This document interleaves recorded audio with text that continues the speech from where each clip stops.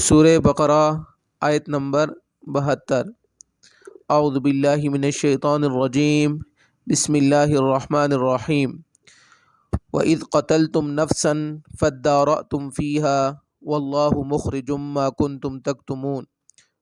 وَإِذْ قَتَلْتُمْ، اور جب تم نے قتل کیا، نفساً ایک شخص کو، فَادَّارَأْتُمْ فِيهَا، اور پھر تم اس معاملے میں جھگڑنے لگے، وَاللَّهُ مُخْرِجٌ، اور اللہ ظاہر کرنے والا ہے، ما کنتم تکتمون، جو تم چھپاتے ہو۔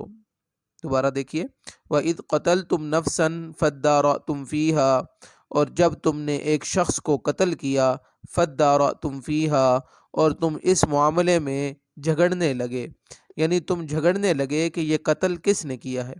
وَاللَّهُ مُخْرِجٌ مَا كُنتُمْ تَكْتُمُونَ، اور اللہ تبارک و تعالی نے یہ راز باہر نکالنا تھا، تم خود قتل کر کے تم نے یہ بات جو چھپا رکھی تھی، اس راز کو اللہ تبارک و تعالی نے نکالنا تھا، باہر نکالنا تھا، ما کنتم تکتمون، جو تم چھپاتے تھے۔ فَقُلْنَا اضْرِبُوهُ بِبَعْضِهَا كَذَلِكَ يُحْيِي اللَّهُ الْمَوْتَى وَيُرِيكُمْ آيَاتِهِ لَعَلَّكُمْ تَعْقِلُونَ۔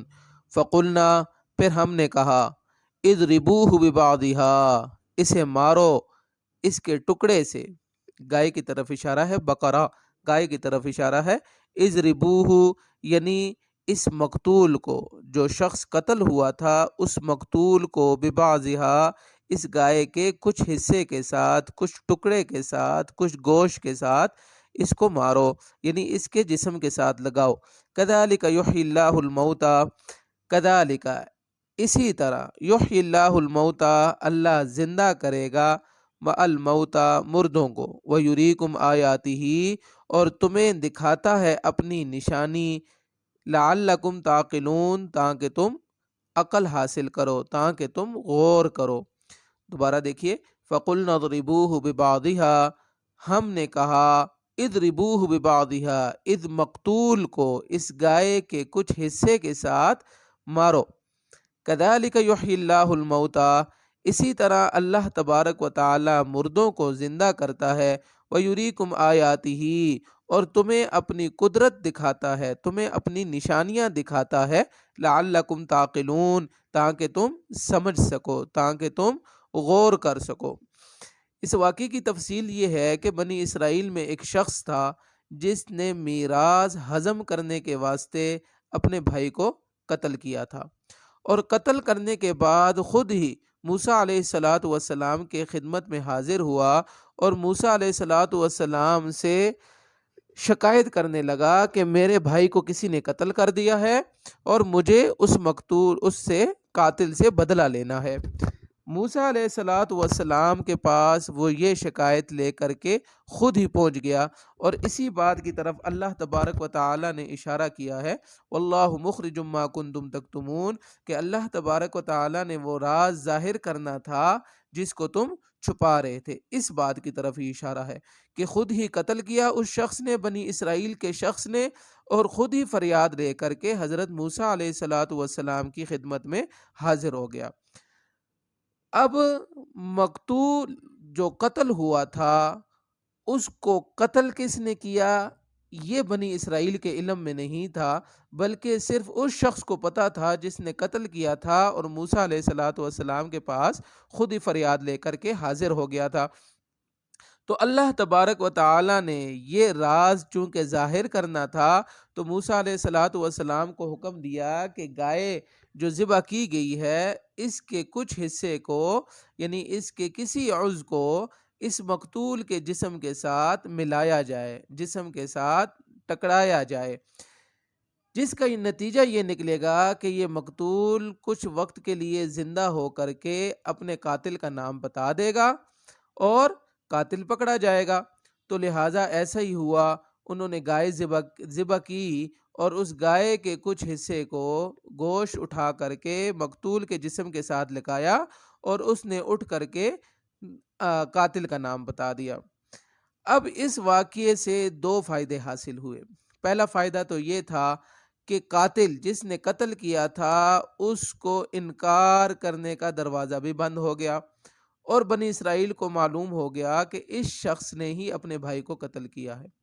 دوسرا فائدہ یہ حاصل ہوا کہ بنی اسرائیل میں وہ لوگ کہ جو دوبارہ زندہ کیے جانے کے انکاری تھے، لہٰذا ان کو بھی یہ بات سمجھ آ گئی کہ اللہ تبارک و تعالیٰ اس بات پر قدرت رکھتے ہیں کہ انسان کو بھی دوبارہ زندہ کیا جا سکے۔ لہٰذا یہ دو فائدے اس واقعے کے بعد بنی اسرائیل کو حاصل ہوئے۔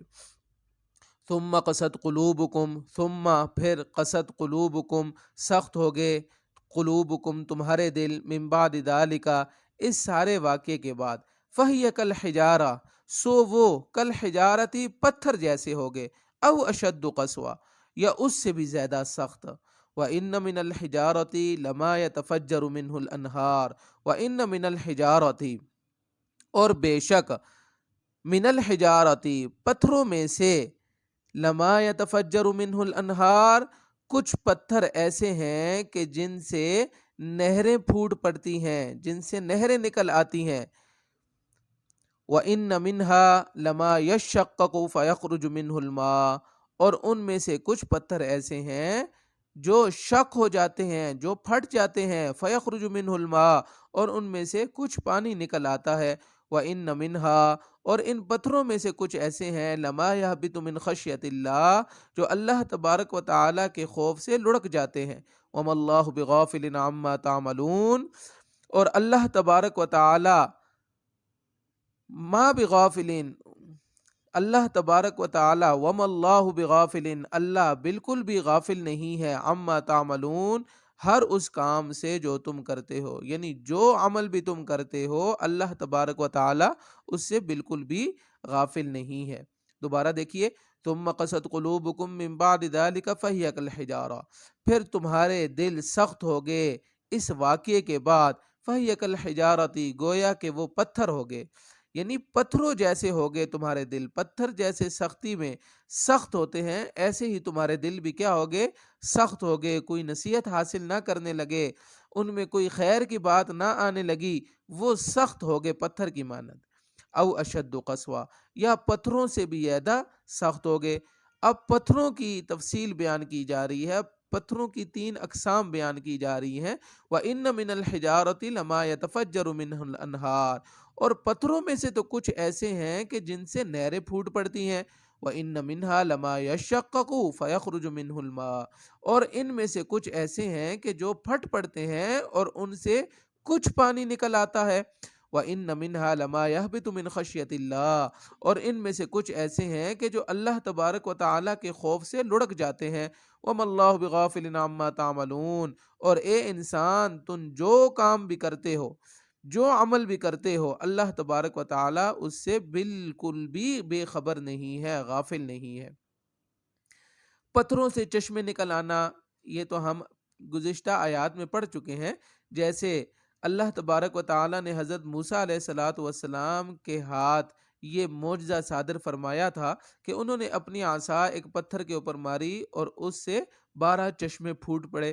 تو لہٰذا پتھروں کی پہلی صفت مثال واضح ہے۔ دوسری کہ پھٹ پڑتے ہیں اور ان سے کچھ پانی نکل آتا ہے، یہ بھی واضح ہے، عام حالات میں ہر انسان کو تقریباً اس کا مشاہدہ ہو چکا ہوتا ہے۔ تیسری ہے کہ اللہ تبارک و تعالیٰ کے خوف سے لڑک جاتے ہیں۔ یہاں پر جو لفظ استعمال کیا گیا ہے، کہا ہے کہ پتھروں میں سے کچھ پتھر، لہٰذا ہر گرتا ہوا پتھر اور ہر لڑکھڑاتا ہوا پتھر اس پہ یہ گمان نہیں کیا جا سکتا کہ یہ اللہ تبارک و تعالیٰ کے خوف سے ہی گرا ہے۔ اب پتھروں میں جان ہے یا نہیں ہے، لہٰذا آیت سے تو یہی ظاہر ہوتا ہے کہ پتھروں میں بہت ہی خفیف درجے کی نمو موجود رہتی ہے، اور آج سائنس بھی اس بات کی گواہی دے رہی ہے کہ جتنی بھی جمادات ہیں ان سب میں کسی نہ کسی درجے کی وہ بڑھوتری یا گھٹنا وہ پایا جاتا ہے، کسی نہ کسی درجے کی ان میں نمو ہوتی رہتی ہے۔ یہی وجہ ہے کہ پتھروں کو پسینہ آتا ہے۔ تیسری صفت جو بیان کی گئی ہے، اللہ کے خوف سے لڑک جاتے ہیں، لہٰذا وہ بھی یہاں پر واضح ہو گئی۔ اب اس آیت کا انسان کے ساتھ کیا تعلق ہے؟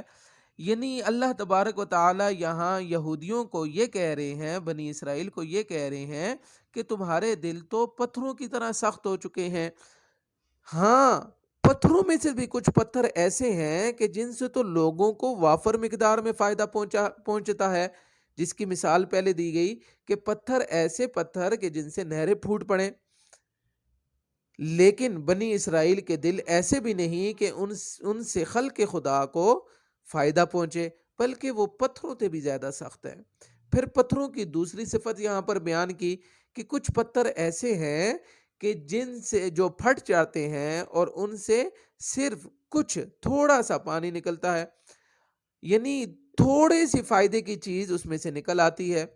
لیکن بنی اسرائیل کا دل ایسا بھی نہیں، یہودیوں کا دل ایسا بھی نہیں کہ ان سے تھوڑی سی بھی خیر نکل آئے۔ اور پھر آخری صفت پتھروں کی بیان کی کہ جو اللہ کے خوف سے لڑک جاتے ہیں، یعنی ان سے خلق خدا کو فائدہ تو نہیں ہوتا، لیکن پھر بھی اللہ تبارک و تعالیٰ کے خوف سے وہ اپنی جگہ سے ہل جاتے ہیں۔